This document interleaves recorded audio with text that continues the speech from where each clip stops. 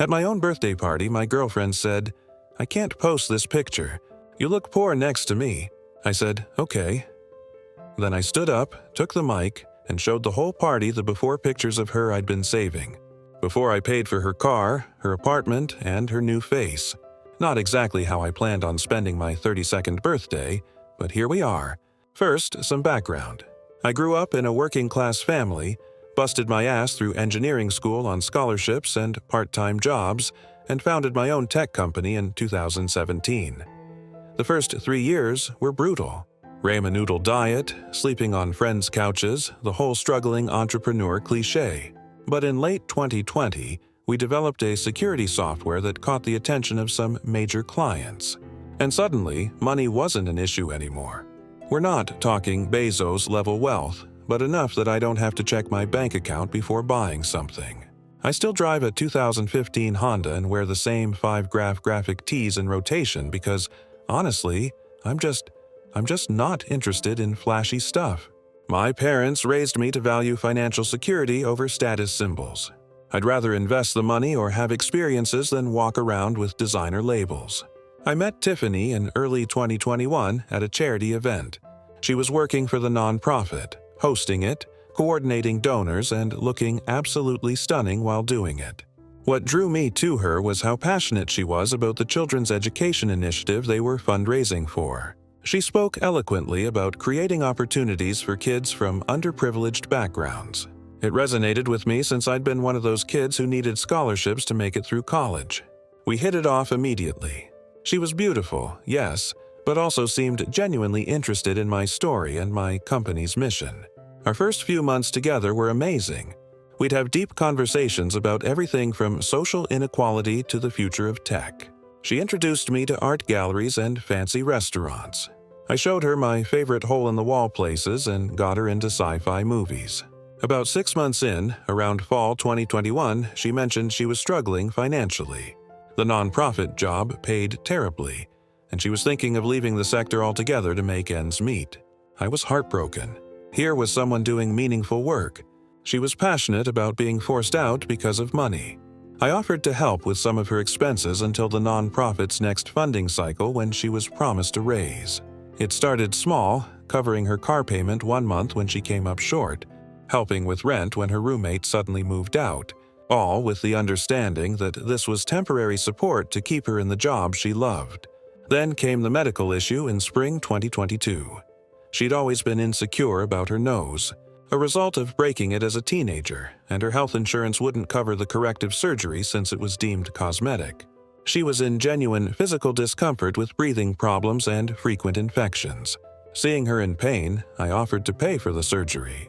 It wasn't even a hard decision. I had the means to help someone I cared about. By summer 2022, her nonprofit lost a major funding source and had to cut staff. Tiffany was devastated.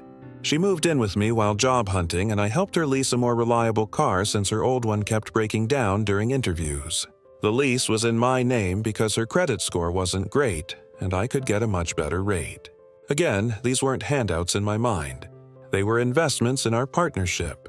I could easily afford it, and it seemed like the right thing to do for someone I loved who was going through a rough patch. By early 2023, she'd found a new job at a marketing agency with better pay but less meaningful work. She decided she wanted her own space again, which I understood. We'd moved in together out of necessity rather than choice. I helped her find a nice apartment, and since the landlord required proof of income history she didn't have yet, I co-signed the lease. The arrangement was that I'd help with the rent until she was fully on her feet with the new job. Gradually, though, I started noticing changes. Tiffany began spending more time with a new friend group, all Instagram influencer types with seemingly unlimited shopping budgets. Her wardrobe transformed from simple professional attire to designer everything. She started talking about building her brand and became obsessed with social media presence. The passionate conversations about social causes dried up, replaced by discussions about follower counts and engagement metrics. At first, I attributed her new spending habits to her improved salary. But the math didn't add up. When I gently asked about it, she mentioned brand partnerships and influencer deals that provided free products. Later, I discovered she was also maxing out credit cards to maintain her new image. Still, I made excuses. She was going through a career transition, finding herself networking. Plus, after her surgery and style upgrade, she genuinely seemed happier and more confident. If my success could provide that for her, wasn't that a good thing? As our relationship evolved, so did an odd dynamic where she'd occasionally buy me expensive gifts. A watch here, a designer jacket there.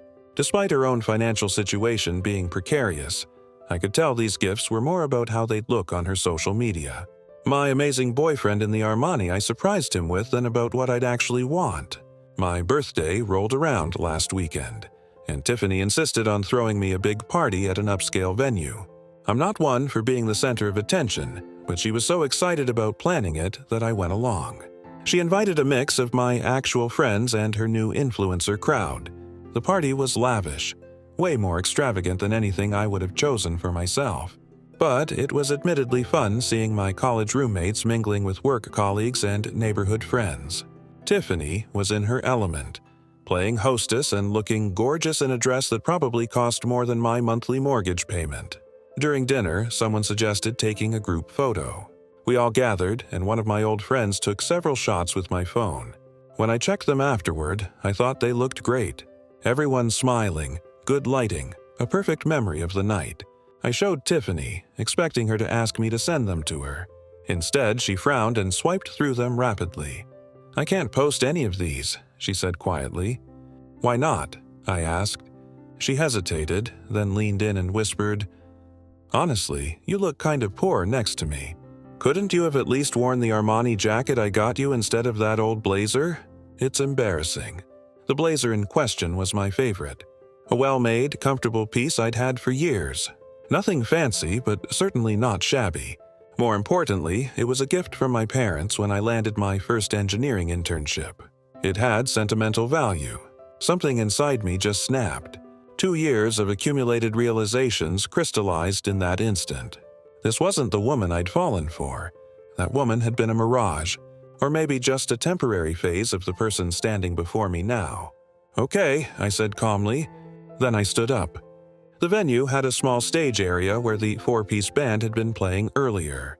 I walked over, picked up the microphone, and tapped it to get everyone's attention. The room quieted. "Thanks everyone for coming tonight.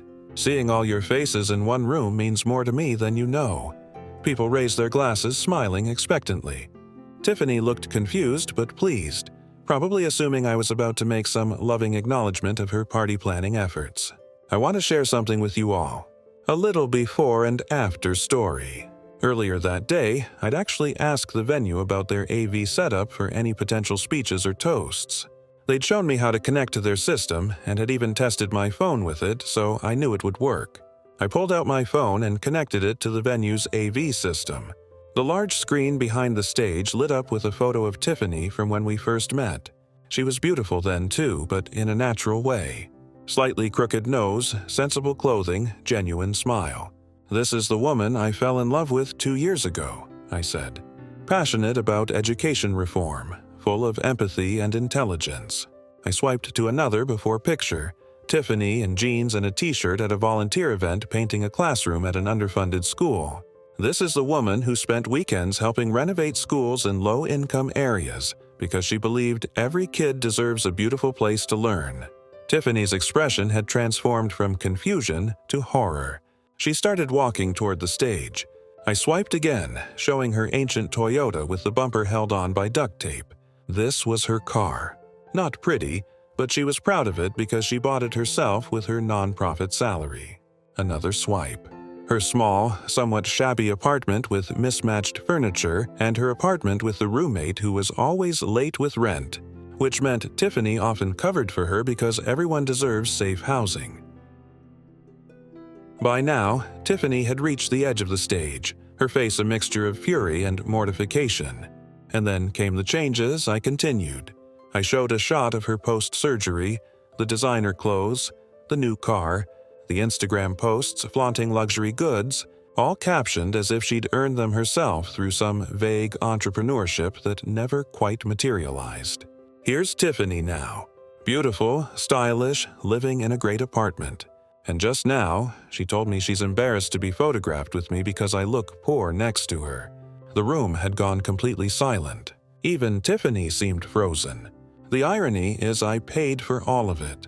The nose job, she claimed, was for medical reasons, $20,000. The car lease, $800 a month. The apartment, $2,400. The clothes, the shoes, the handbag she showcases on Instagram as if she's some self-made success story. All funded by the guy who apparently looks too poor to be in her photos. I put the microphone down for a moment, took a breath, and looked directly at her. I never minded supporting you, Tiffany. I minded that you became someone who could stand next to the man who provided all those things and be embarrassed by him because his clothes aren't expensive enough for your social media brand. The silence was deafening. Some people were staring at their plates, others were wide-eyed, looking between Tiffany and me. So, this seems like a good time to announce that our relationship is over. The apartment lease we co-signed. I'll be giving the landlord the legally required 30 days notice that I'm removing myself as guarantor.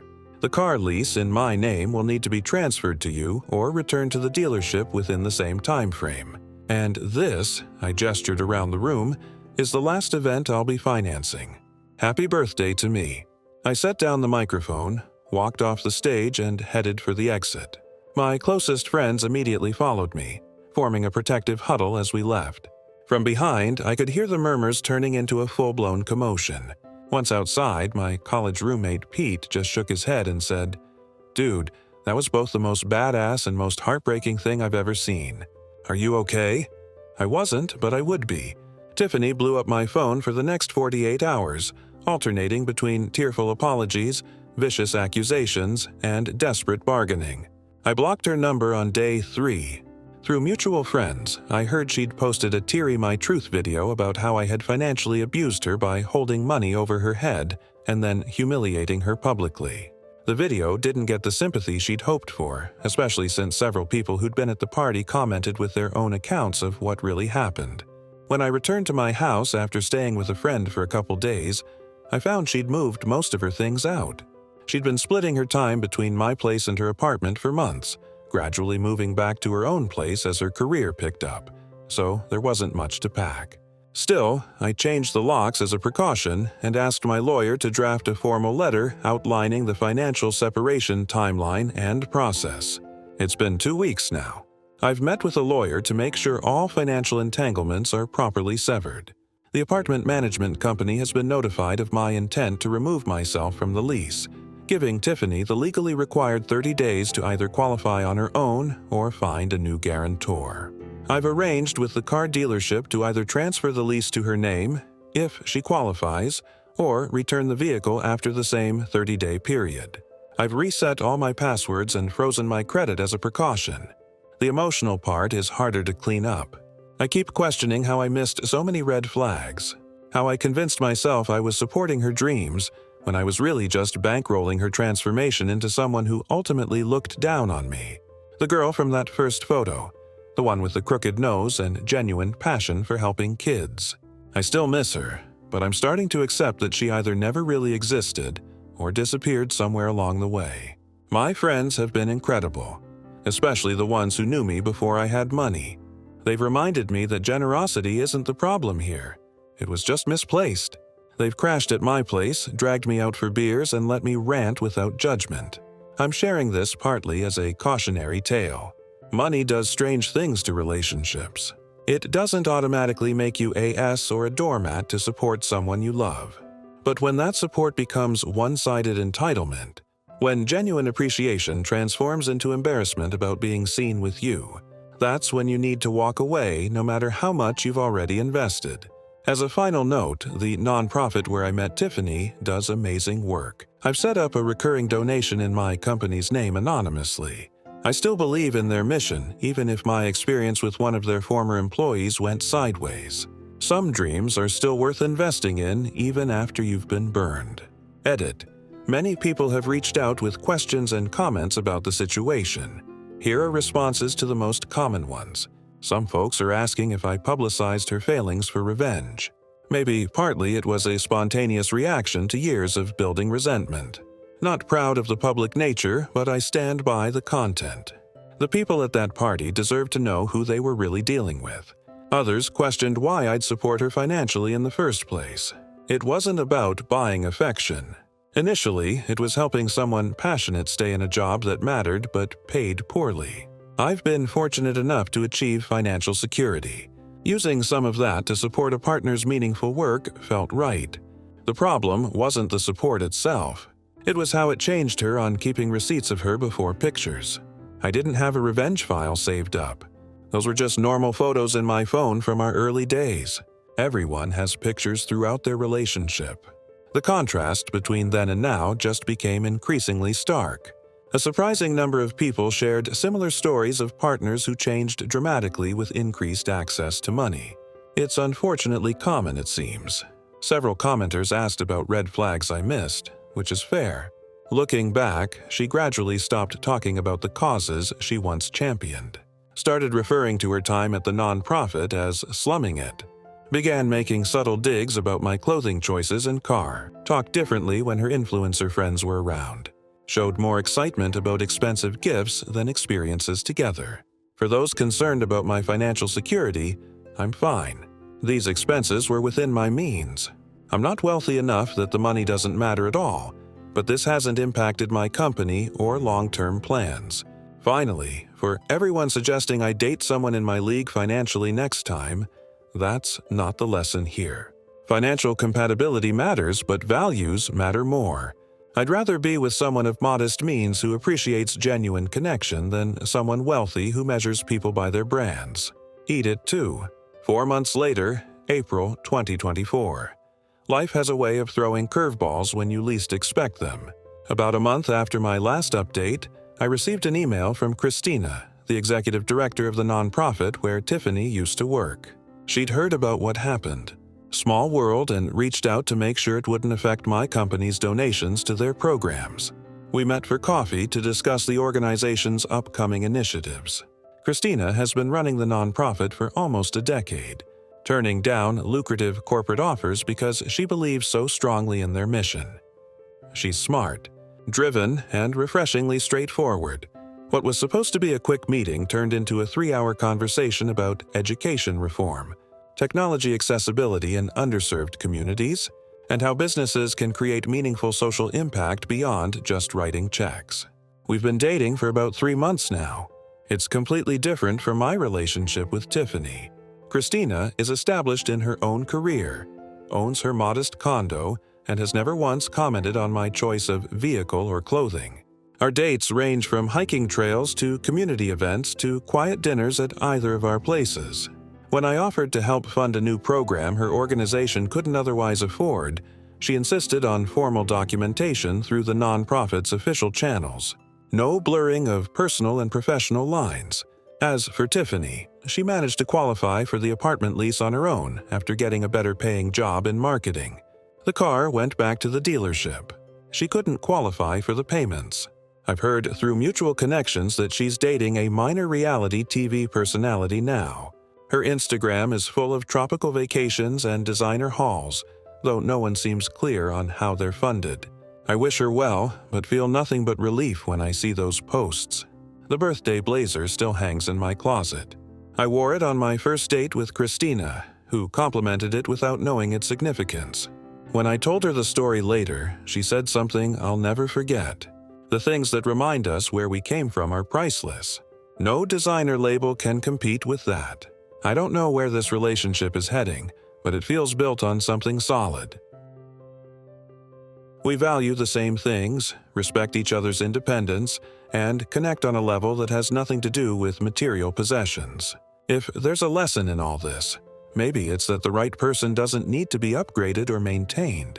They just need to be appreciated for who they already are. For everyone who offered support during this whole saga, thanked you. Those early days after the breakup were tougher than I let on, and knowing I wasn't alone in that experience helped more than you know. If my story prevents even one person from ignoring the red flags I missed, then something good has come from it.